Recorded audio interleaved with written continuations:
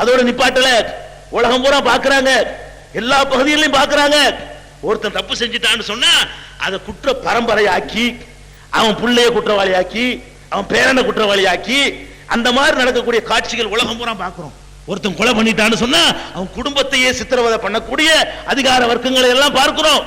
பெருமானார் ஸல்லல்லாஹு சொல்றாங்க, என்னுடைய ஆட்சியிலே நான் கொண்டு வந்த மார்க்கத்திலே அலா தெரிந்து கொள்ளுகிற எச்சரிக்கை, லா யஜ்னி ஜானும் இல்லா அலா நஃப்ஸிஹி, எந்த ஒரு மனிதன் செய்த தப்பா இருந்தாலும் அது அவனை மட்டும் தான் சாரும்.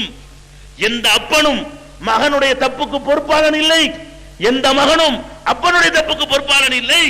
எவ்வளவு பெரிய தப்பா இருந்தாலும் சரி, தப்பு செஞ்சவனை தண்டிக்க முடிந்தால் தண்டிப்புமே தவிர தப்பு செய்யாதவனை நாம் தண்டிக்க மாட்டோம்.